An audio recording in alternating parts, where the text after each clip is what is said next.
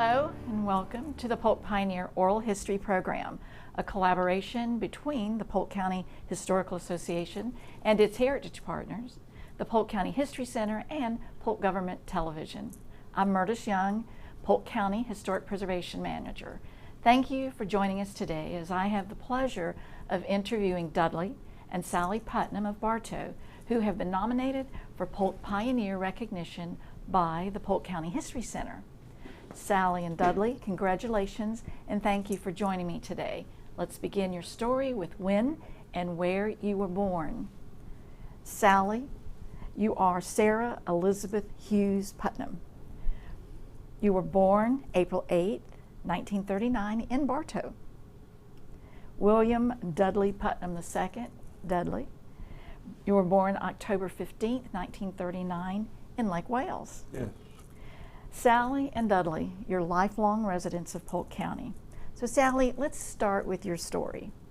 Your father, Robert Lawrence Hughes, was born August 26, 1907, and died in 1939 at a young age of 32. But so many accomplishments he achieved during his short life. Came to Polk County about 1920. He was a graduate in 1924 of Summerlin Institute. In 1929, he graduated from the University of Florida Law School and joined what we now know today as the very large, prestigious international law firm of Holland Knight. At the time was Holland, Beavis, and Hughes. In 1937, he was made captain commanding the 116th Field Artillery in Bartow, Hughes Field Armory. I'd just like to start with a memory that you might have of your father, and then particularly tell us a memory that you may have of Hughes Armory, the field where he was commander. I have no memory of my father because when he passed away, I was only 6 months old. So I only have what everyone has told me, and there have been many good stories told me about my father. I do remember the old armory very well, and I was sorry when they tore it down, but they did rename the new one at the Bartow Air Base for him, which I appreciated. But other than that, and you know, we went to the first youth fair in Polk County was actually held at the old armory. And so it has many good memories for us. Now he also was given quite an honor in 2009, and that was at Summerlin Academy, and they named the Hughes Marksmanship Center in honor of his achievements. Do you remember any stories that anybody in the family told you about his marksmanship? He was always supposedly a very good marksman. He was very active in the ROTC at the University of Florida. Went with them on several interesting trips, including a group of them were in Jacksonville when Charles Lindbergh landed there, and we have pictures of that. So yes, my grandmother used to tell stories about what he did in Alabama before they moved to Florida. And I understand, we'll talk about family a little later, you have a grandson who actually graduated. Yes. And participated in the program at Summerlin. That is correct, and we still do. We recognize a cadet there that the Academy chooses each year with a trophy and monetary award. That's beautiful. That is really beautiful. Well, thank you for that. I was just fascinated in reading all the accomplishments in such a short life. And one of his accomplishments is the beautiful Sally. Well, thank you. So here's a question I have for you. In reading over some of your information, I learned that your mother she had quite a career herself, but it was a forced career, you know, following your father's death. She really adapted to life. So share with us some of the things she did after your father's death and developing her own career. Well, pretty early on after my father died, she went to Tallahassee with Spessard Holland. She had worked on his campaign. That the Holland family was always very close to us. And later she came back and worked at the Bartow Chamber of Commerce. She worked at the Polk County School Board when Frank Brigham was superintendent. And we had a wonderful life. Our house was open to all, and she did a great job of raising us by herself. We boarded teachers and people that came into the county for short periods of time or several years, and we had a wonderful childhood. Thank you. That does sound beautiful. She did a great job of adapting and being, again, just like your family, very involved in the community. So let's talk about your grandparents, Robert Lee Hughes and Lola Morris Hughes. And we have some photos of your grandfather, who also has quite an accomplished career as a physician. Yes, he was, I guess, what you would call today a family practitioner. He continued, though, his education and would go for short courses, different places. They moved to Florida, I think, just to get away from the heat, and also he was interested in the development down here. So he bought some groves, and he had some rental property and all, but, and my grandmother's parents also moved to Bartow about the same time. Okay. So your great-grandparents moved also about the same time. So that's William Moses Hughes and Emily Harrison Hughes, Gussie Blackman Morris, and James Morris. Yes, it was only the Morris family. Just the Morris family who moved down here. Share with us some of those memories that you have of all those three sets of grandparents. It was wonderful to have that many grandparents. Growing up, my great-grandmother Morris lived like half a block from us, and my grandmother Hughes lived 2 blocks from us, and my grandmother Swinson lived with us after my father died. Such a great, tight, closely related family. Yes. That's just really beautiful. Thank you. Dudley, let's talk about your father and mother. Dudley Adelbert Putnam. Adelbert. Thank you very much. Tell me about his career. Tell me about your father. Well, he was born in Chicago, has 2 brothers, early broken family. They came to Florida. My grandfather was a graduate of Yale University. He was a city boy, but for some reason he wanted to come to Florida and make his fortune. And so he did, and bought or committed for quite a large piece of land east of Lake Wales in the Hesperides area, and started clearing it, and had every intentions of it being a grape vineyard, and actually hired an agronomist from Cornell University to be the manager of the grape vineyards. And I've never understood how he felt it could possibly work, because they didn't have transportation, they didn't have refrigeration, and but they grew beautiful grapes. Now they were the Scuppernong, the processed grape for wine or grape juice. They were not table grapes. Anyway. The Depression came upon them, and he had to go back north to work for, actually it was the family that he had roomed with their son in college, and left the 3 boys with a widow lady out at Hesperides, which was very deep in the woods at that point in time. But ended up in Lakeland and went to school through their elementary years. They started in Lake Wales, but they eventually went to Lakeland and stayed with an uncle of their mother's in Lakeland, and that's about all I can tell you about that their early childhood. So if I'm correct, then they were staying with your grandmother, maternal grandmother is Helen Bryant, correct?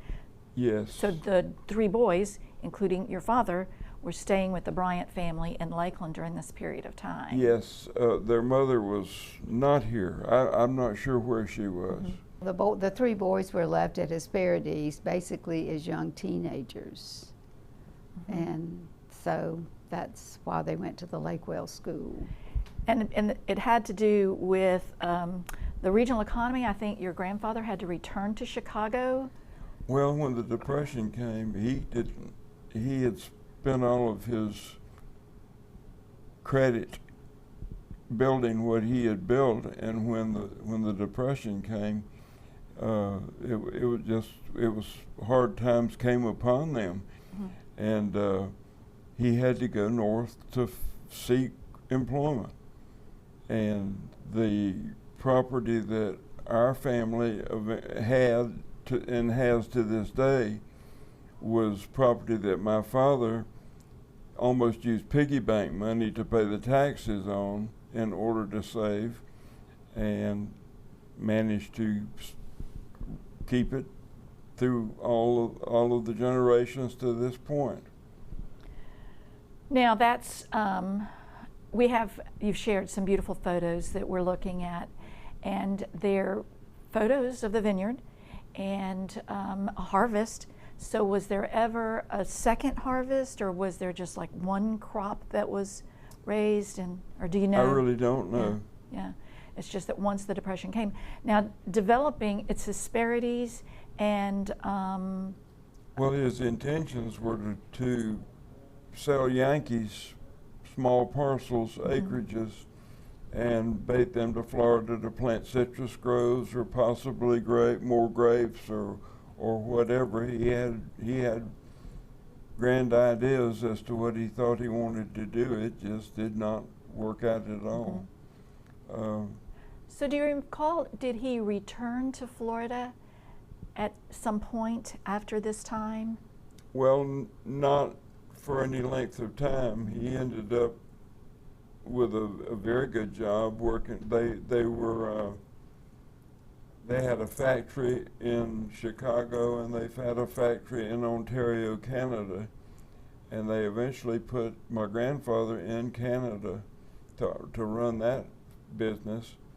And it was a paper pulp. They made all sorts of your egg cartons and bait buckets and all the things that were once made out of a paper pulp. That made a lot of things. And it was he did very well. He always loved Florida. They came to Florida for vacations, and he and my father invested in their first citrus grove together, and that worked out well for them in later years. Dudley, I'm interested, you shared with me that your father and two brothers graduated from high school in Lake Wales, and they had lived in Lakeland with the Bryant family for a while.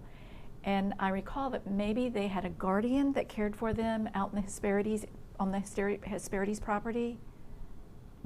Well, there was a Griffin lady, elderly lady, that lived in a very nice house right out there in the middle of those woods.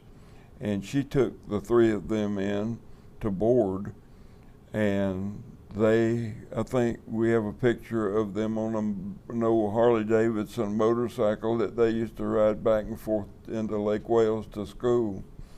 But and they rode a bus. There was a bus, and all of the old East Polk County families that had children the age of my father and his brothers, and they weren't real popular for a while. They were Yankee boys, considered Yankee boys, and they had a few misunderstandings before they became good friends. We have a photo, and it's the photo of the horticulturist, Guy Taft, I think is his name, from Cornell. And I'm just curious, what would be the relationship of a Cornell horticulturist helping a gentleman from Chicago become a vintner? Why did they select someone from Cornell to help out? Well, because I think he thought that, well, he was a Yale graduate, and he probably thought a Cornell person would be, and Cornell was heavily involved in agriculture. Okay. And I think he thought he was hiring the best that could be hired to come and run this grape venture. Mm-hmm. He even had a big Pierce Arrow bus that not only did they use to transport the grapes, they brought tourists back and forth from the train station, and I believe the train came into St. Petersburg before maybe it came into Tampa. I'm not sure, but anyway, they would bring persons that were interested in buying these 5-acre, 10-acre tracts of agricultural type land to see if he could sell different. We have a plat of all of this large acreage broken down into 5 acres, I think, so that you could pick out and make payments on whatever you chose for your own. And that property is still, you all still own that property, the Hesperides properties? A portion Okay. of it. So we'll move to the maternal family.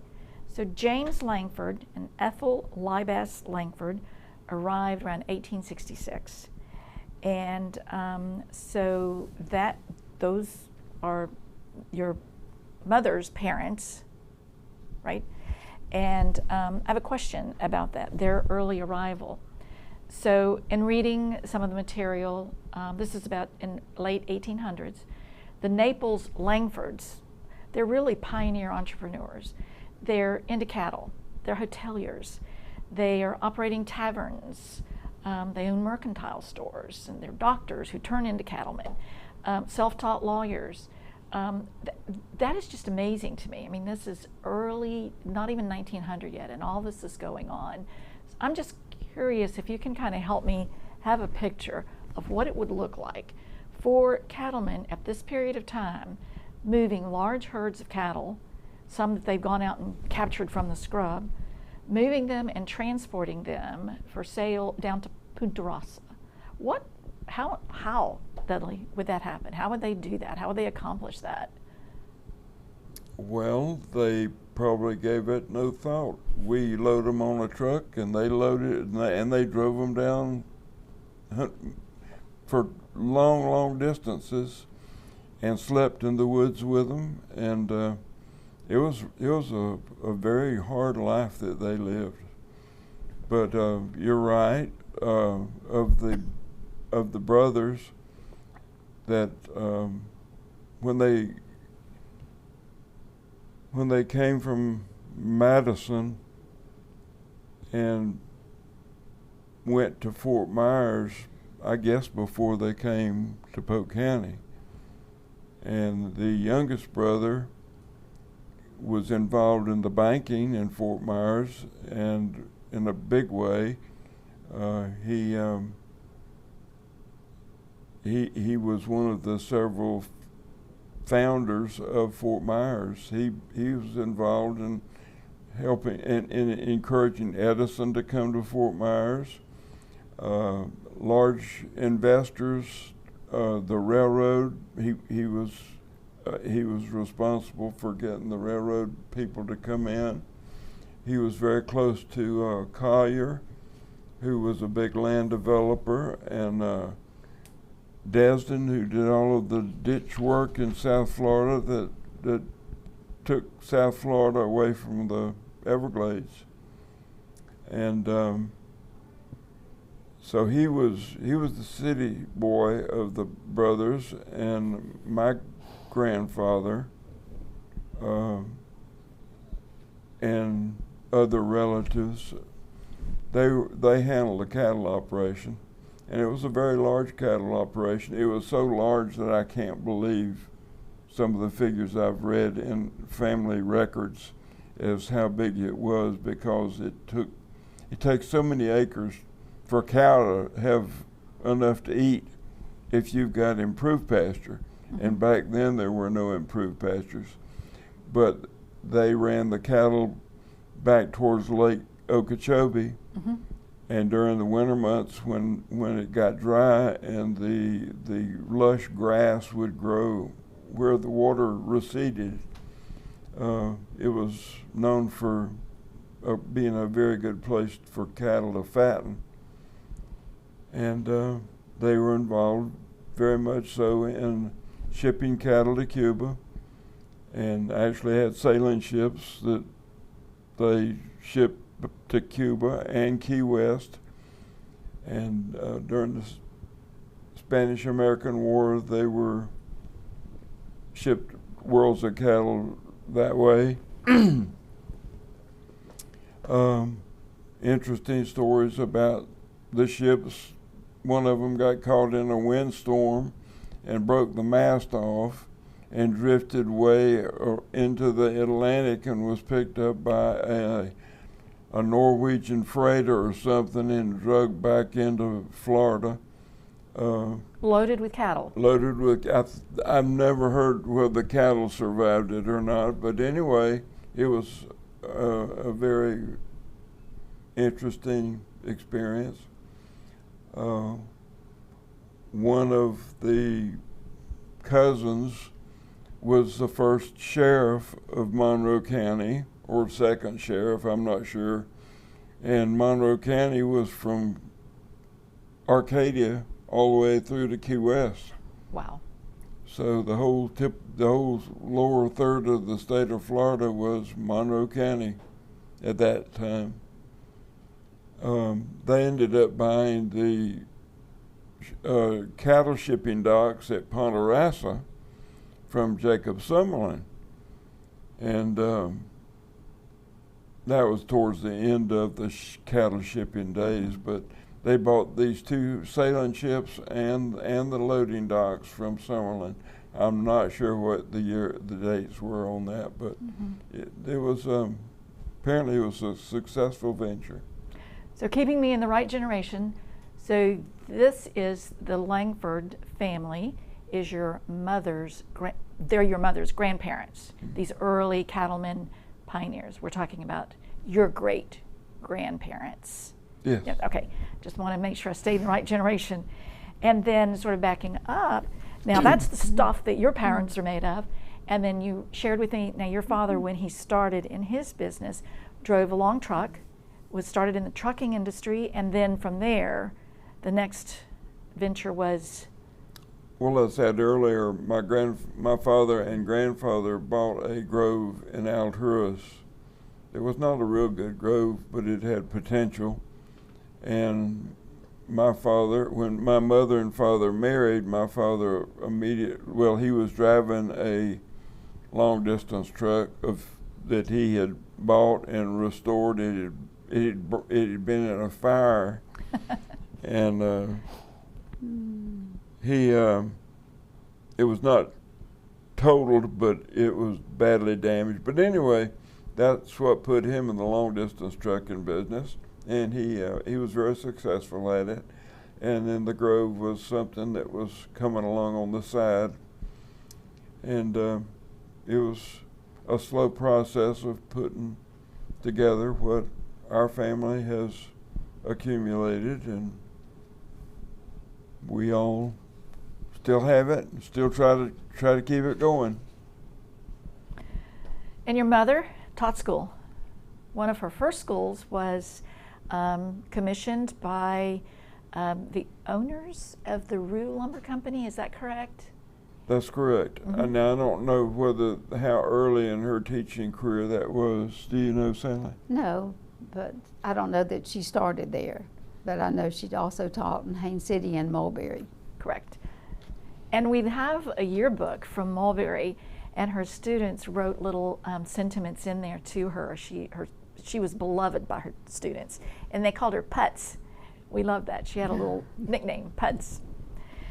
So, Sally, let's talk about your early childhood. So what stories do you recall about childhood? What you said, growing up in Bartow was great. What is some of the stuff that was so great about it? Well, we had the freedom to ride our bicycles wherever we wanted. I happened to have two friends who had horses. We rode horses around, and on Saturday afternoons you rode your bike downtown to go to the Ritz and see the latest cowboy movies. And So it was just a unique experience. And I was the youngest of 3 girls, plus my mother had taken in a cousin of mine, and so there was always something going on. But everybody, you know, we had good Easter egg hunts. When you had birthday parties, we looked for peanuts, and I mean, it was just a fun time. Yeah. And Yeah. So were the horses boarded downtown? no. Okay. They were in their side yards or backyards, and so Which is pretty much downtown. which is pretty much, yeah. One was on the corner of Pearl and Broadway, and another one was on the corner of Hooker and Jackson, and so they were, you know, close by, easy to get to. And tell us the schools you attended. Where did you go to? Elementary, high school? Well, I went to BEA in the building that is still being used today, and then the junior high school has been torn down. It was on the northeast corner of that property, and then of course I went to Summerlin. So, and I started out at Martha Hunter's kindergarten, and a classmate of mine recently informed me that I was the only one at kindergarten that could ride their tricycle to kindergarten, and she was always mad about that. That's adorable. I can see you. Because she lived 2 blocks away. So the other children were dropped off by their parents? Were brought in, yes. And of course this particular one lived on the edge of town, so she had to be brought. I can just see this. Now, where is Martha Hunter's school at this time? On the corner of Pearl and Wilson. Wilson, okay. Yes. Thank you. Mm-hmm. And then you went on to FSU for a bit, Yes. and from there, Erskine, and then graduated from Florida Southern College. Correct. You were ready to come home. Awesome. Well, I went to Tallahassee for a full freshman year and summer school, and then I came home for fall break my sophomore year, and my mother had a bad fall. So I dropped out and stayed home to help with her and do what needed to be done. And then I only went to South Carolina for 1 semester. And anyway, we were headed back up there for the next year and decided to turn around and come home and get married. So, but I wanted to finish, so I finished at Southern. Precious. I'm glad you shared that bit of the story because I didn't know that. So you, in high school, you played tennis.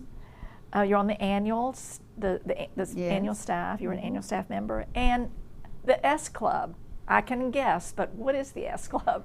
That was sort of a sports club. You worked for letters. If you did real well in a team, you got a Summerlin S. And when I was a freshman in high school, somebody who was a junior in high school told me I'd never make it into the S Club. And I was determined to make it. So a group of my friends and I took over the concession stand. And we put in so many hours there that we got in. And we also sold tickets at the basketball games and did things like that. It was a good club. That makes a great connection for me. So you've kind of given us a sneak peek when you got married. We're going to talk about that in just a minute. But I also know that when you were first married, you managed, operated, worked in the Main Street Market, which was the market owned by Dudley's mother's family, right? I've got that, Mrs. Libass, Ethel Libass Langford.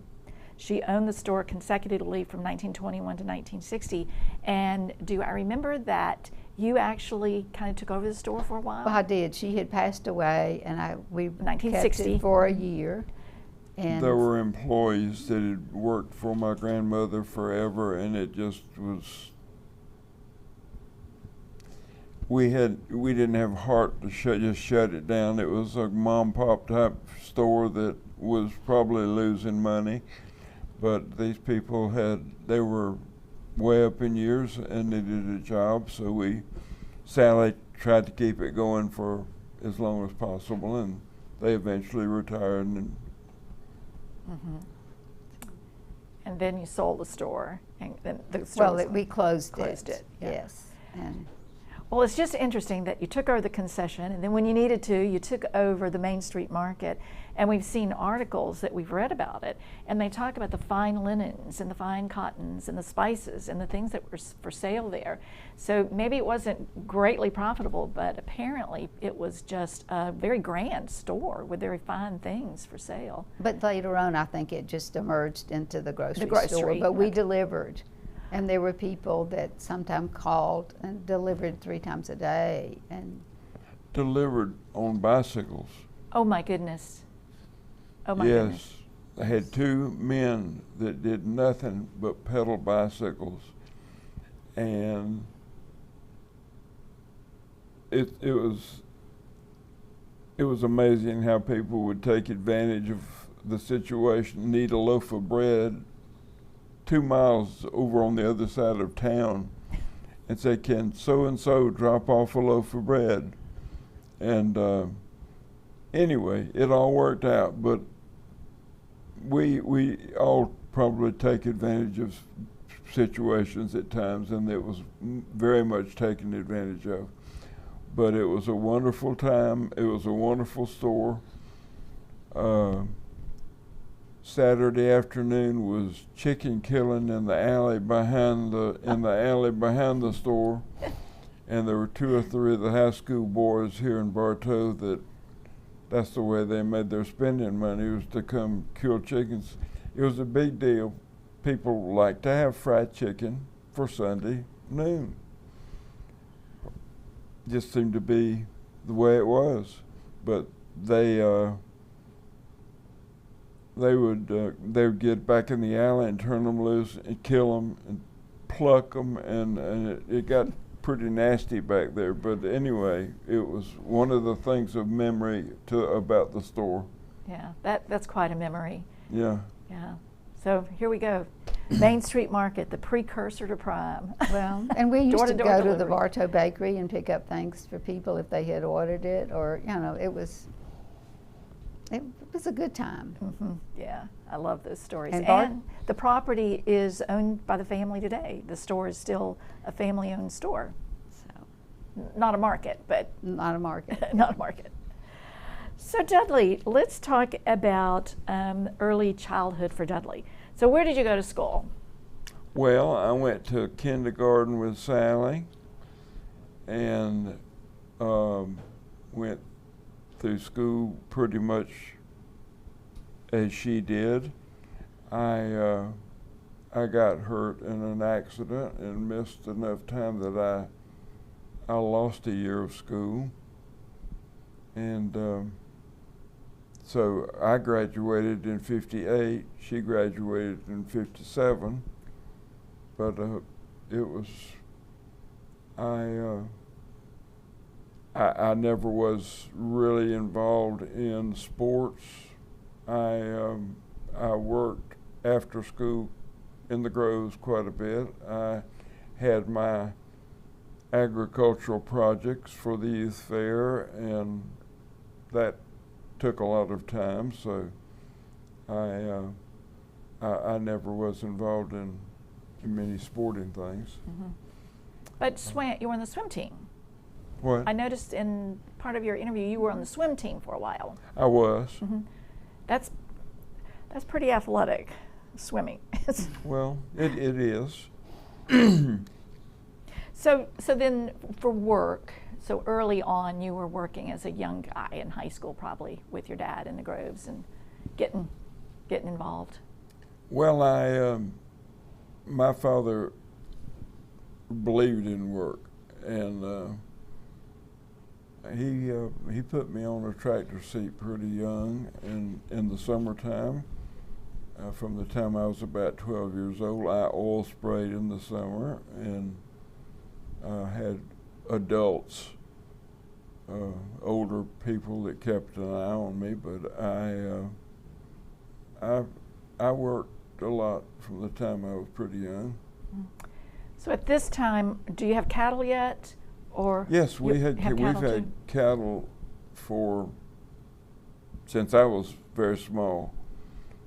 Through several generations, there's not been many periods of time that our someone in our family did not have cattle. Mm-hmm. So, Sally, let's talk about children. Let's go back and talk about when you got married. So now you shared a little secret with us. You decided to get married before you finished school. So one of the things that I noticed is the question always is, well, how did you meet? And I loved your answer, so share that with us. I honestly don't ever remember not knowing Dudley.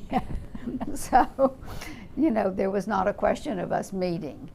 But in high school at that time, you traveled in groups. They weren't all paired off. It was just a group of friends, and you went everywhere together. And we did, and had a wonderful time, and are still friends with a lot of them today.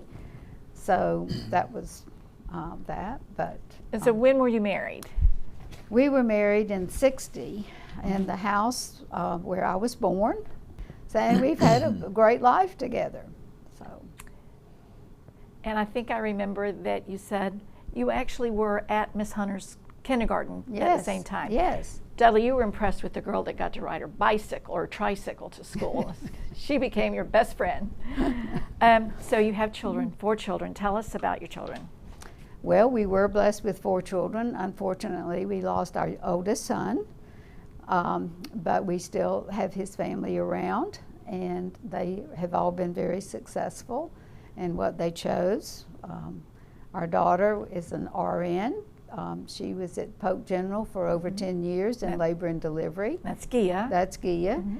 And now she has taken over as office manager at our office and is involved with the citrus and cattle and all of that. And then Abel worked with the company for a while, and then he decided to go to law school. So he's an attorney in Lakeland, lives in Bartow. And then there's Adam, who came along, and he has been very active in agriculture also, and continues his career with Ducks Unlimited. So then a little bit about your activities in the community. And this is what I want to say about that. I commend you both.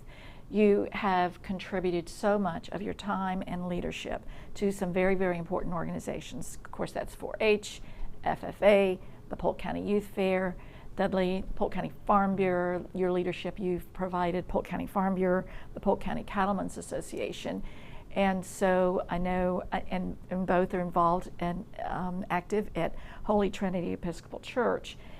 And then specifically, Sally, I'd like to find out a little bit about this, of your civic involvement. I know about it. I'd like you to share it with us. As America is preparing to celebrate its semi-quincentennial, our 250th anniversary, I know that you're active in the Daughters of the American Revolution. Your patriot, William Ross, was from South Carolina.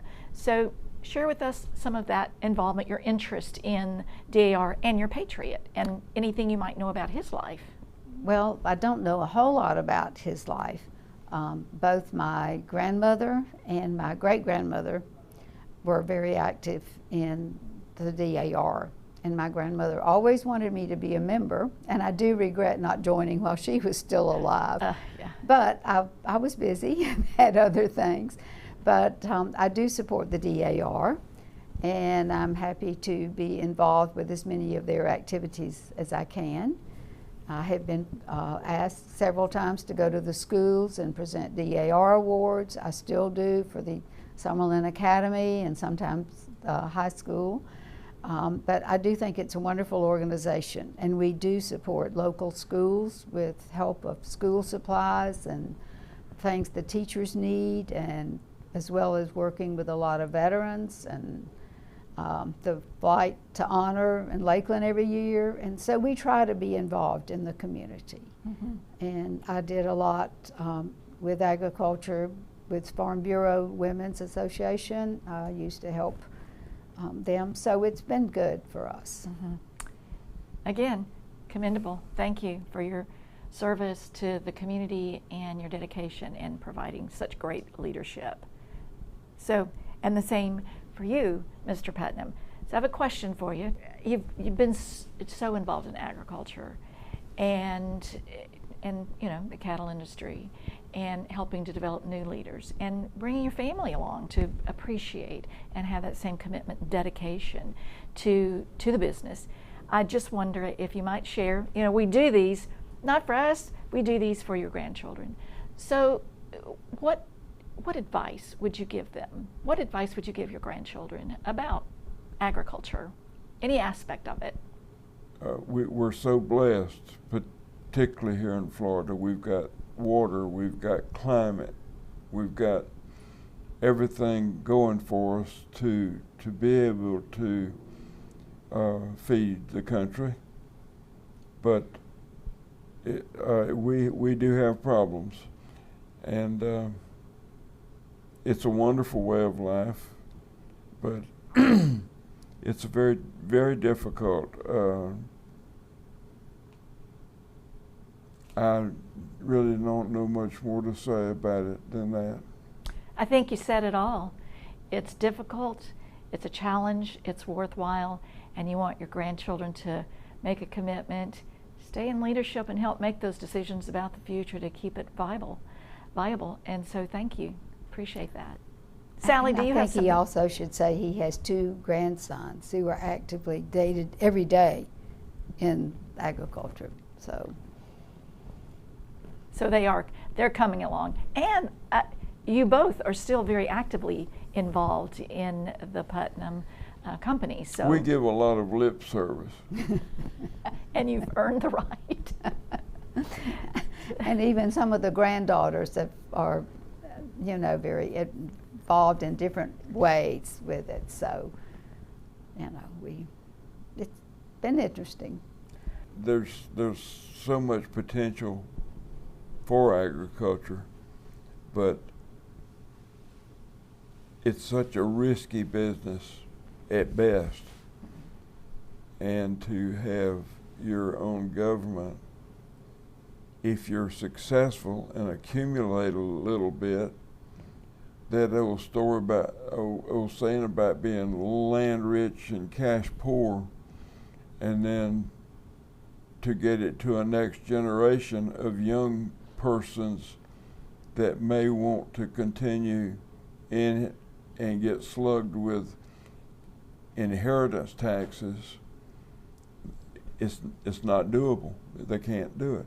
So you end up start liquidating, and when you liquidate, then it is not fair to young persons that are from farm families. Thank you. That's from the heart. I appreciate that so much. We all do appreciate that. Your wisdom is just awesome. Well, you've shared with me the curiosities on my mind. Is there something that you wanted to share about your life in Polk County that I missed? Sally, anything? I don't think so, and we have tried to share experiences at the ranch with school children and other groups, and we've met a lot of interesting people, and so we've been very happy to be in Polk County. Thank you both so much. I appreciate you taking the time. And thank you all for joining us as we had the opportunity, the pleasure, to share the story, the life story of Dudley and Sally Putnam, and learning about their commitment to Polk County on behalf of the Polk County Historical Association, the Polk County History Center, Polk County Government Television. Thank you for joining us, and we'll see you next time.